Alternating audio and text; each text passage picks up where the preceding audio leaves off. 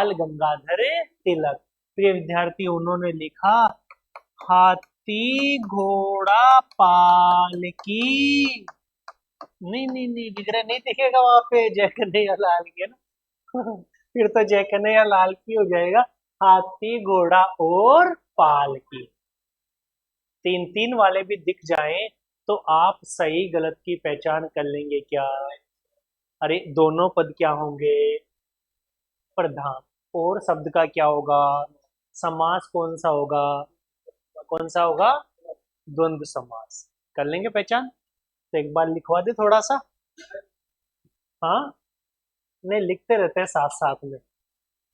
नहीं तो फिर अर्थ अनेका, है ना? बहुब्रीहि में हो जाता है अर्थ अनेका।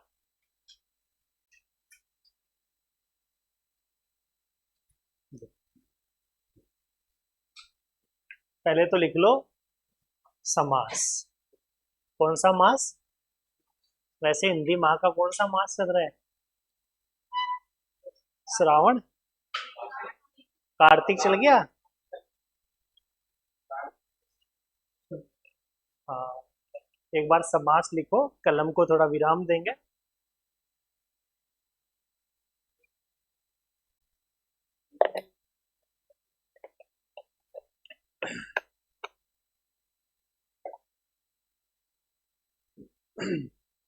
देखो भाई, ऐसे लिख लो समास, सम प्लस आस। ये एक तो लिखवा दो, या फिर ऐसे कैसे उतार लोगे? उतार लेंगे ना।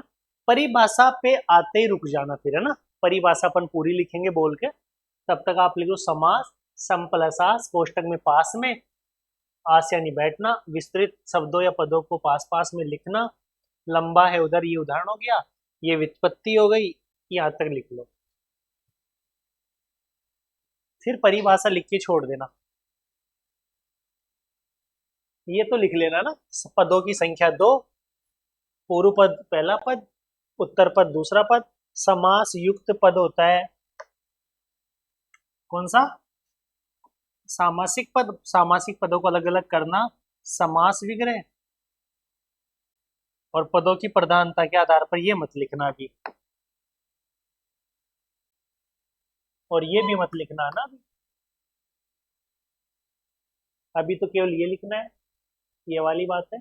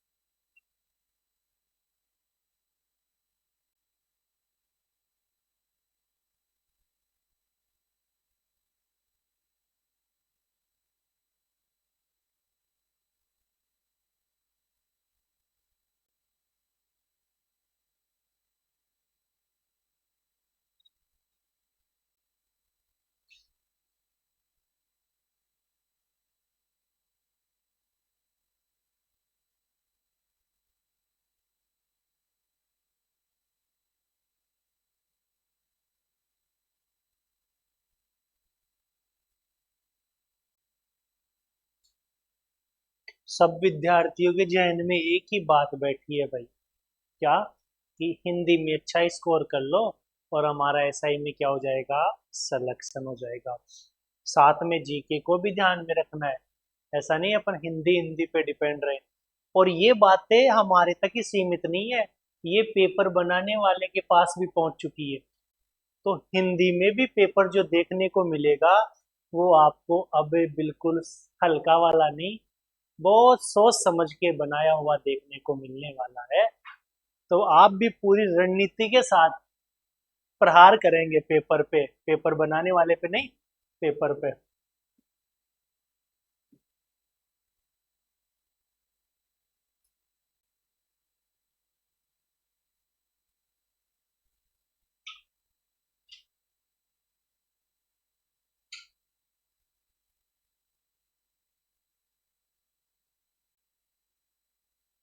ये लिखना है ना?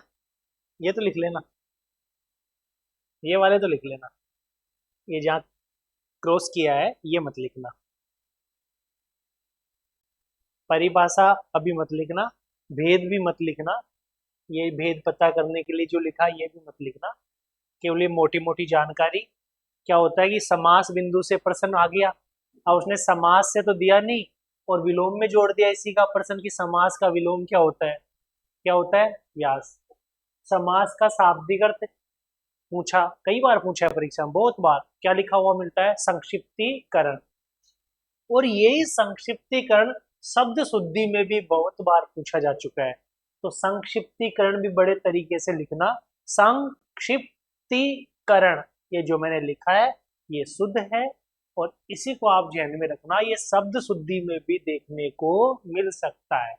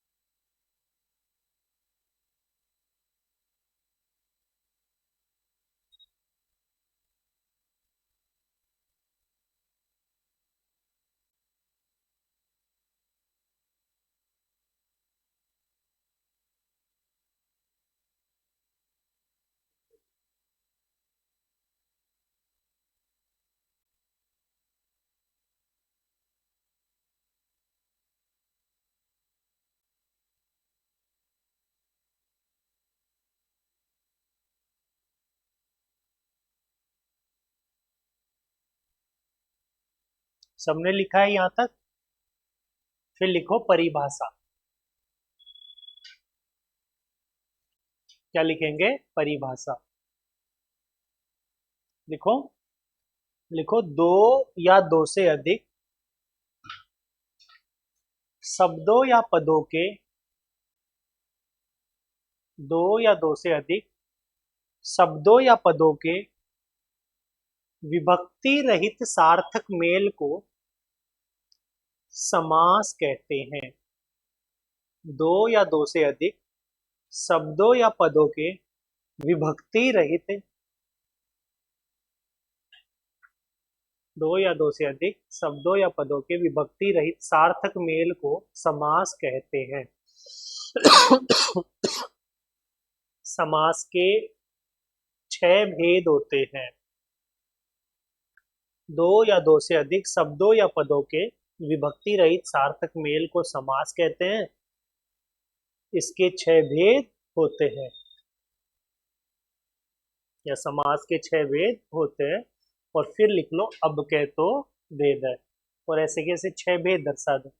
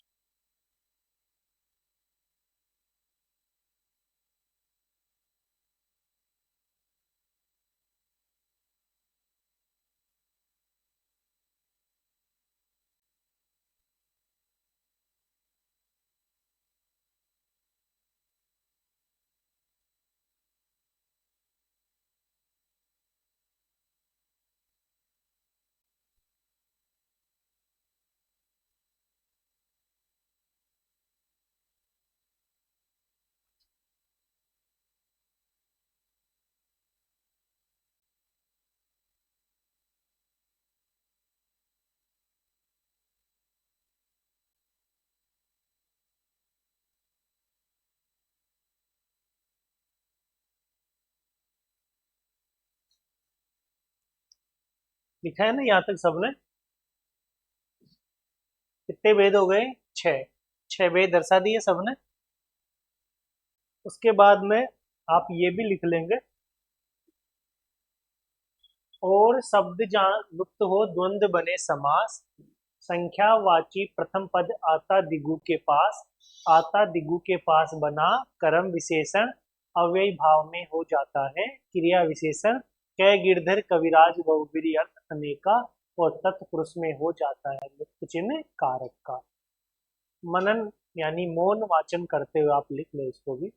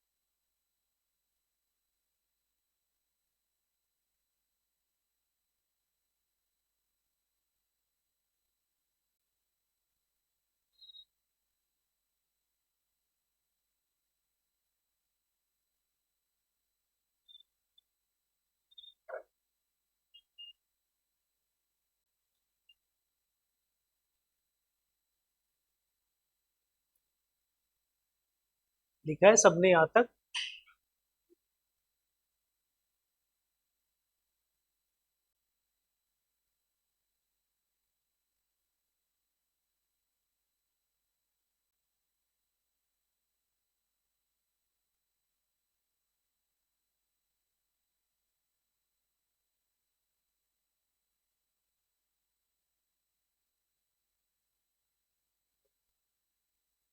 लिखा है सबने?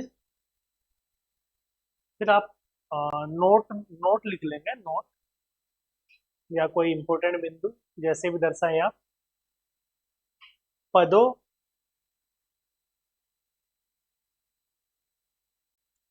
या कोष्टक में लिख दो, मूल रूप से। कई बार ये मूल शब्द भी देखने को मिलता है ना। पदों या मूल रूप से कोष्टक बंद कर देना। कोष्टक बंद करने के बाद लिखेंगे पदों, तो लिख ही लिया कि प्रधानता के आधार पर समास के भेद चार होते हैं। पदों की प्रधानता के आधार पर समास के भेद चार होते हैं।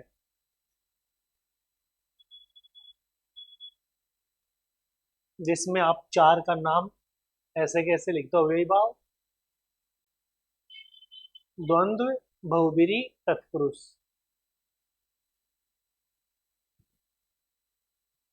और तत्पुरुष में से दो अलग निकाल दो, दिगु और कर्मधारी, ये दर्शा देना ताकि याद रहे आपको, ये इसके दो रूप है।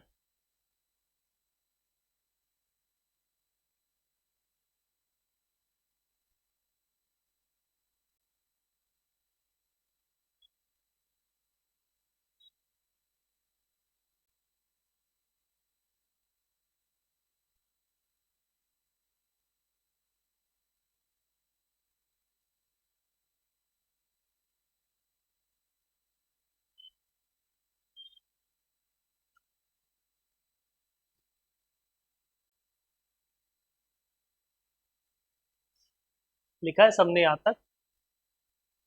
नंबर एक पे लिखो द्वंद्व समास। नंबर एक पे द्वंद्व समास। द्वंद्व समास। देखो द्वंद्व में शब्द देख लेना, इसमें दोनों जो नीचे है वह है, ये वह। आधा द पूरा वह, फिर ने फिर द फिर वह, द्वंद्व। क्या होगा? द्वंद्व। इसको ऐसे भी लिख सकते हैं, द्वे वन, ये सॉरी, इसको द को अलंत करो फिर वह पूरा, द्वंद्व। ये न है यहाँ पे, द व ने द व, द्वंद्व। द्वंद्व समास में लिखना है, इस समास में दोनों पद प्रधान होते हैं। इस समास में दोनों पद प्रधान होते हैं तथा और शब्द का, और को थोड़ा रेखांकित कर देना, दोनों पद प्रधान होते हैं तथा और शब्द का लोप पाया जाता है।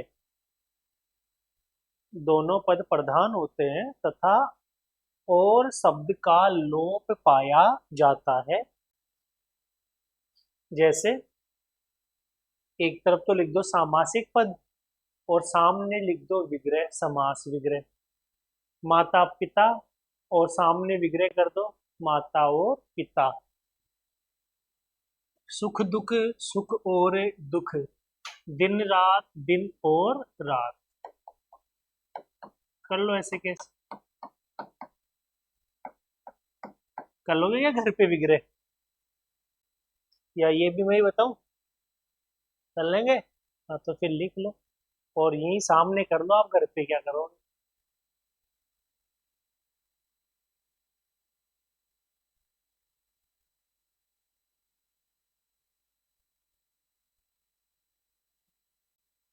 तू अंतर्या सबका सुंदर चरणों में।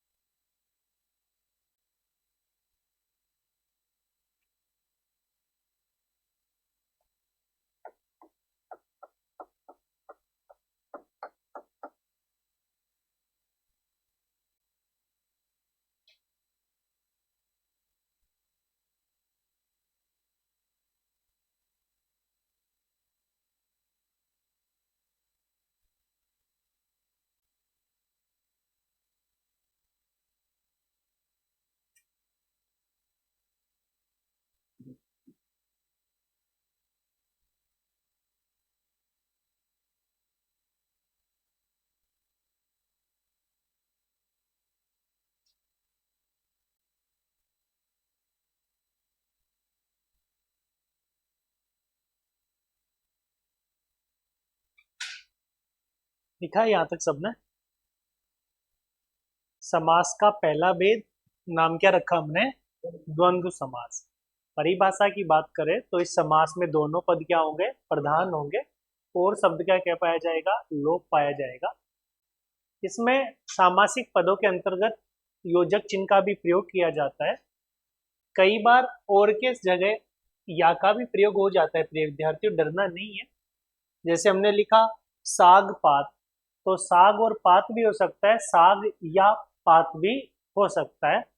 परीक्षा में आया हुआ प्रश्न है। कपड़ा लता, तो कपड़ा या लता भी हो सकता है, कपड़ा और लता भी हो सकता है, तो डरने की जरूरत नहीं है। मैं बोलूंगा सामासिक पद, आप बोलेंगे समास विग्रह।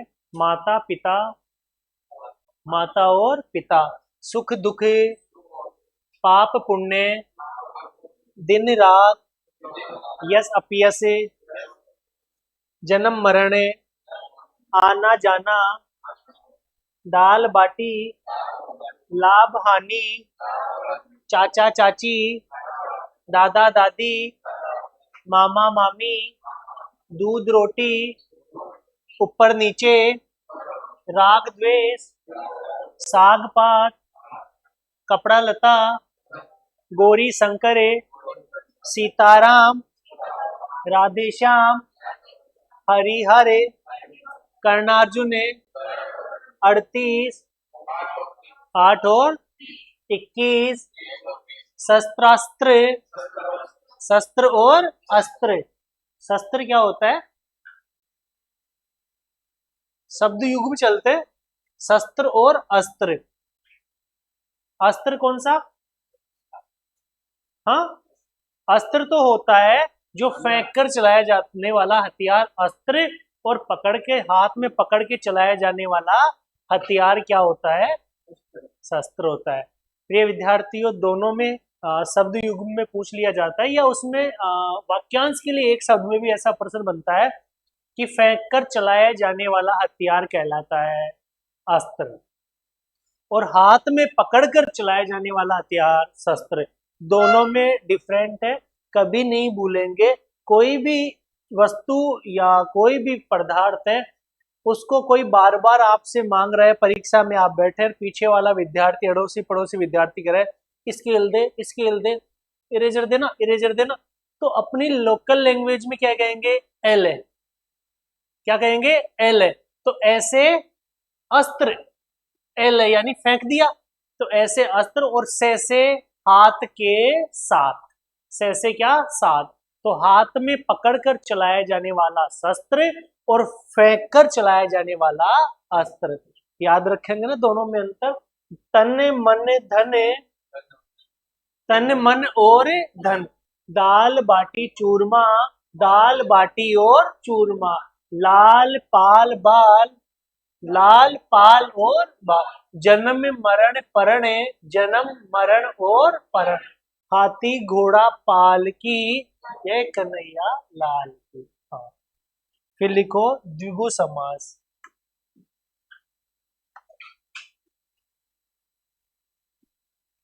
समास का दूसरा भेद नाम रखा हमने द्विगु समास। और देखो, पहचान सबसे पहले समझेंगे, लेखन कार्य बंद कर देना, पहले समझने का काम है भाई। देखो, द्विगु समास में एक तो होगा पूर्व पद और एक होता है उत्तर पद। उत्तर पद, प्रिय विद्यार्थियों, इसमें उत्तर पद तो क्या होगा? प्रधान। और पूर्व पद क्या होगा? संख्यावाची। क्या होगा? संख्यावाची। संख्या जानते हो ना, जिनकी गणना होती है, 1 2 3 4 5 6, ये संख्या चलेगी इसमें। और संख्या भी ध्यान रखना, ऐसे नहीं कि अपन कहीं तक भी 100 तक बढ़ चलेंगे।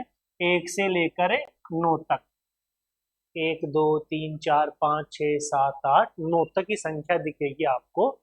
और फिर यदि दिखेंगी तो वो 10 10 का जो स्क्वायर जो चलता है, 10 20 100 1000 ऐसा दिखेगा।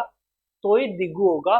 जैसे अभी हमने द्वंद्व में देखा था 38, 21, है ना, 11, 13, 14, 15, 16, 17, 18, 19, ये सब द्वंद्व के हैं। 20 आते ही किसका है, दिगु का है ना। तो 1 से 9 तक संख्याएं चलती है इसमें। फिर 10 का स्क्वायर या क्यूब आप जो बोलते हैं वो चलता है। तो द्विगु समास में पूर्व पद तो क्या दिखेगा, संख्यावाची। उत्तर पद क्या होगा, प्रधान होता है। तो देखो पूर्व पद संख्यावाची, उत्तर पद को संज्ञावाची भी कह सकते हैं, यानी संज्ञा शब्द होता है वो, संज्ञावाची भी कह सकते हैं। और विग्रह करते समय यहाँ समूह शब्द का प्रयोग कर देते हैं। कौन से शब्द का, समूह शब्द का। जैसे उदाहरण से समझेंगे। मैंने लिखा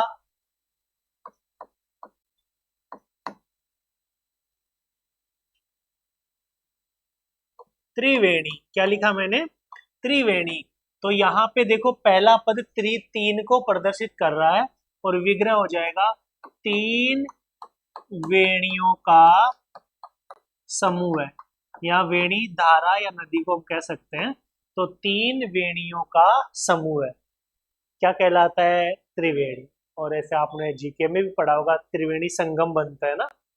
तो त्रिवेणी 3 वेणियों का समूह है। मैंने लिखा प्रिय विद्यार्थियों यहाँ पे त्रिकोण, तो क्या विग्रह हो जाएगा, 3 कोणों का समूह है। मैंने लिखा प्रिय विद्यार्थियों त्रिफला, 3 फलों का समूह है। मैंने लिखा त्रिभुज, 3 भुजाओं का समूह है। मैंने लिखा त्रिगुण, 3 गुणों का समूह है। हाँ, त्रिलोक, 3 लोकों का समूह है। प्रिय विद्यार्थियों मैंने लिखा, हाँ बिल्कुल सब आएंगे देखना, पंचवटी भी आएगा। मैंने लिखा त्रिलोक, मैंने लिखा तिराहा, 3 राहों का समूह है। मैंने लिखा चौराहा, 4 राहों का समूह है। मैंने लिखा प्रिय विद्यार्थियों चवन्नी, 4 आनों का समूह है। आने चलते थे ना, तो 4 आनों से क्या बनती है, चवन्नी। और चवन्नी की बड़ी बहन 8 आनों का समूह है। प्रिय विद्यार्थियों मैंने लिखा नवरंग, बोलो बोलो, 9 रंगों का समूह है।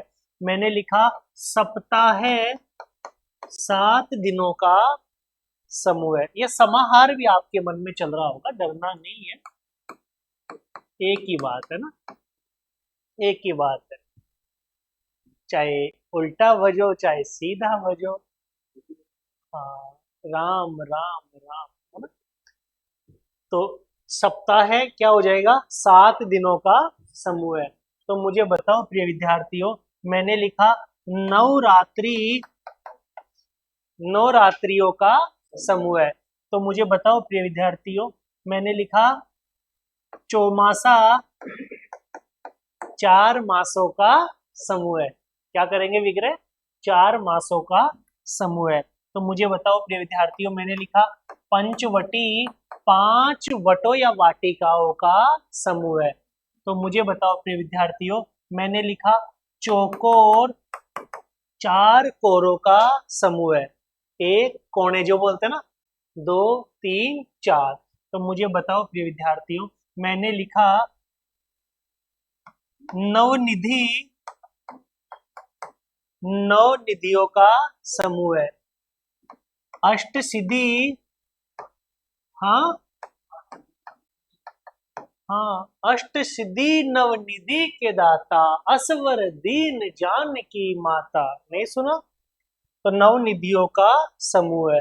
अष्ट सिद्धि 8 सिद्धियों का समूह है। अष्टाध्यायी पाणिनि जी की रचना है, अष्टाध्यायी 8 अध्यायों का समूह है। प्रिय विद्यार्थियों शताब्दी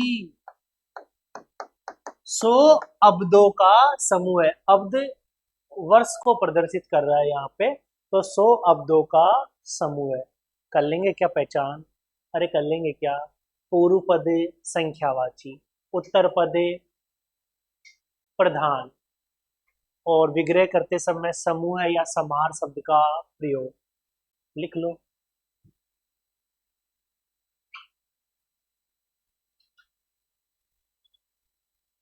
तब तक मैं और लिख दूं उदाहरण।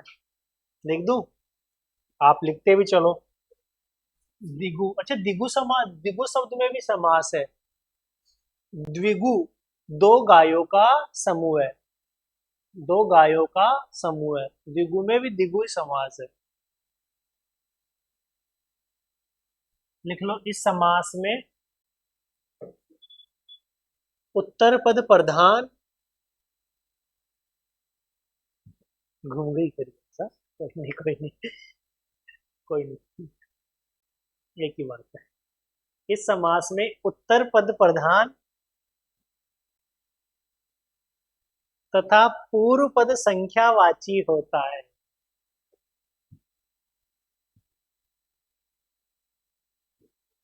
इस समास में उत्तर पद प्रधान तथा पूर्व पद संख्यावाची होता है और विग्रह करते समय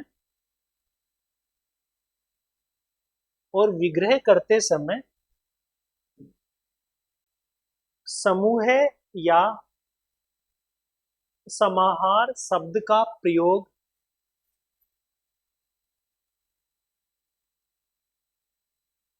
और विग्रह करते समय समूह या समाहार शब्द का प्रयोग कर दिया जाता है।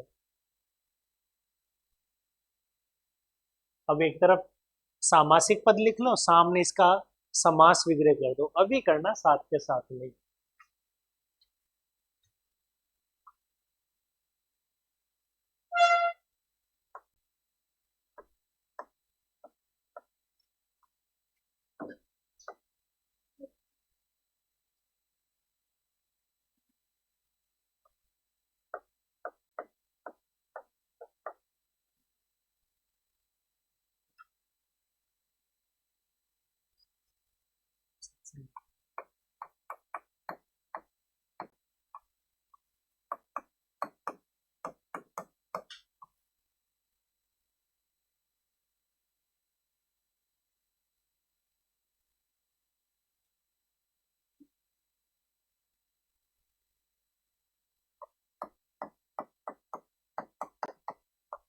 सप्तऋषि।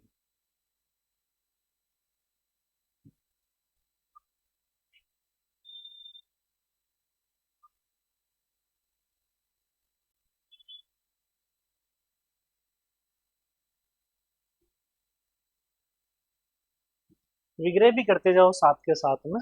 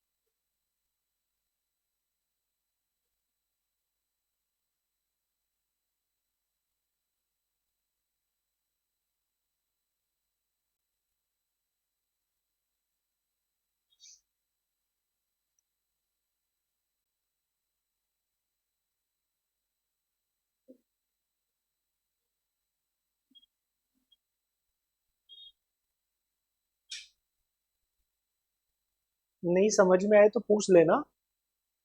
शब्द या सामासिक पद गलत मत लिख देना।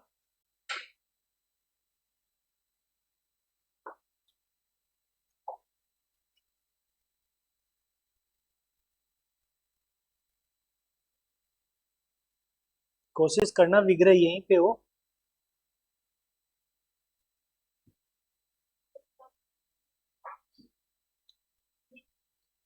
दोपहर। दो पहरों का समूह है। 12 बजे से पहले पहला पहर और 12 बजे के बाद में दूसरा पहर।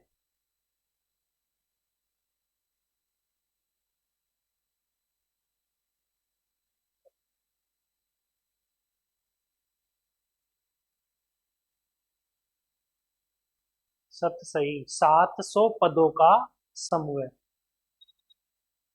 सही मतलब दोहे हो गए ना। हाँ।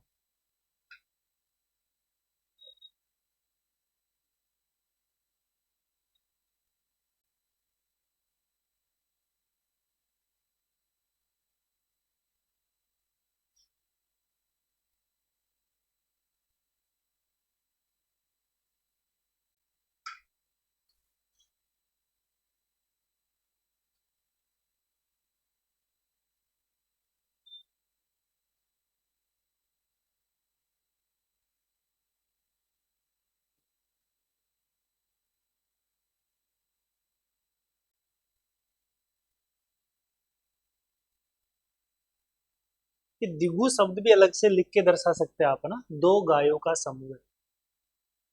दिगु शब्द है ना, दो गायों का समूह है।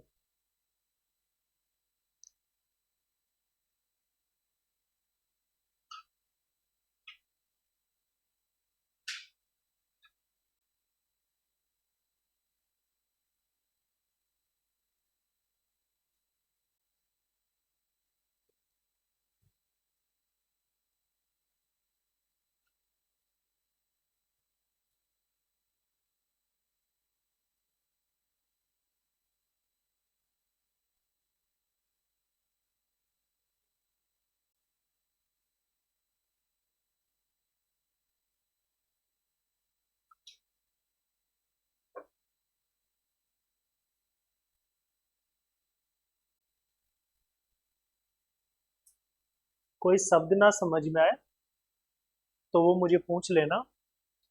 और कोई विग्रह नहीं समझ में आए तो गलत मत लिखना, उसको खाली छोड़ देना।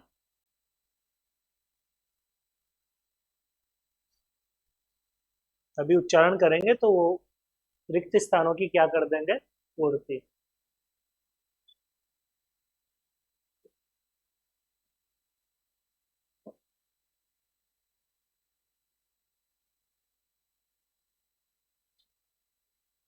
लिखा है क्या सबने? लिखा है।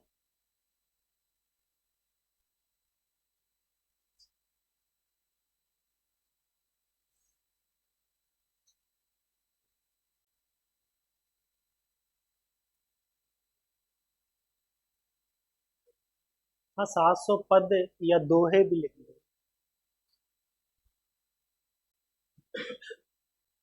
बिहारी जी की रचना है। सत सही।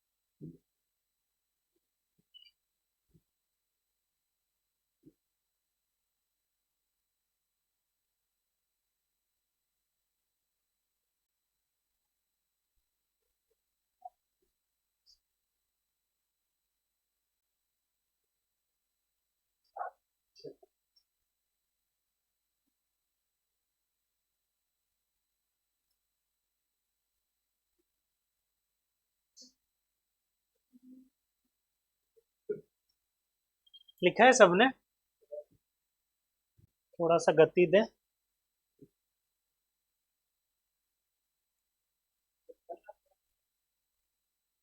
हाँ।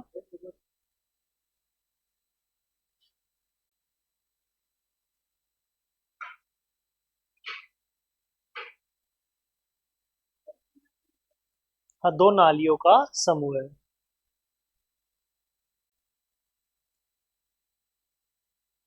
दुरंगा दो रंगों का समूह है। तिरंगा तीन रंगों का समूह है। त्रिभुवन तीन भुवनों का समूह है। देखो, समास का दूसरा भेद नाम क्या रखा हमने? द्विगु समास। द्विगु समास की पहचान क्या होती है कि इसमें उत्तर पद तो प्रधान होता है, पूर्व पद क्या होता है? संख्यावाची। और विग्रह करते समय समूह या समार शब्द का क्या करते हैं? प्रयोग करते हैं। जैसे मैं बोलूंगा सामासिक पद, आप करेंगे समास विग्रह। त्रिवेणी तीन वेणियों का समूह है। त्रिकोण तीन कोणों का समूह है। त्रिफला तीन फलों का समूह है। त्रिभुज तीन भुजाओं का समूह है। त्रिगुण त्रिलोक तीन लोकों का समूह है। तिराहा तीन राहों का समूह है। चौराहा चार राहों का समूह है। चवन्नी चार आनों का समूह है। अठन्नी आठ आनों का समूह है। नवरंग नौ रंगों का समूह है। सप्ताह सात दिनों का समूह है। नवरात्र नौ रात्रियों का समूह है। चौमासा चार मासों का समूह है। पंचवटी पांच वाटिकाओं का समूह है। चौकोर चार कोरों का समूह है। नवनिधि नौ निधियों का समूह है। अष्ट सिद्धि समूह है। आठ सिद्धियों का समूह है। अष्टाध्यायी आठ अध्यायों का समूह है। शताब्दी सौ अब्दों का समूह है। दुनाली दो नालियों का समूह है। दोपहर दो पहरों का समूह है। सतसई 700 पदों का समूह है। बिहारी जी की रचना है सतसई। 700 पदों का समूह है। षटकोण छह कोणों का समूह है। सप्तऋषि सात ऋषियों का समूह है। पंचनद पांच नदियों का समूह है। दुराहा दो राहों का समूह है। नवग्रह नौ ग्रहों का समूह है। चतुर्वेद चार वेदों का समूह है। त्रिभुवन तीन भुवनों का समूह है। अच्छा, द्विगु समास से यदि परीक्षा में कोई प्रश्न बनता है, या द्वंद्व से परीक्षा में कोई प्रश्न बनता है, या समास बिंदु से परीक्षा में यदि कोई प्रश्न बनता है, तो अब हमारा प्रश्न गलत होगा क्या? अरे होगा क्या? तो मुझे बताओ, समास शब्द कितने शब्दों से मिलकर बना? अरे समपल से। समपल से। सम का मतलब है, आस का मतलब है। अच्छा, समास शब्द का शाब्दिक अर्थ होता है संक्षिप्तीकरण, यानी छोटा रूप। समास का विलोम बोलो रे, यानी बड़ा। दो या दो से अधिक शब्दों या पदों के विभक्ति रहित सार्थक मेल को क्या कहते हैं? समास के कितने भेद है? अब कह तो, अब कह तो, अरे ऐसे बोलो, वैसे बोलो, कैसे बोलो, तैसे बोलो, दैसे बोलो, जैसे बोलो। कौन से समास में दोनों पद प्रधान होते हैं? द्वंद्व में। कौन से पद में पहला पद संख्यावाची होता है? कर लेंगे पहचान। यहां तक किसी को कुछ पूछना है क्या? बाकी चर्चा करेंगे अगले एपिसोड में।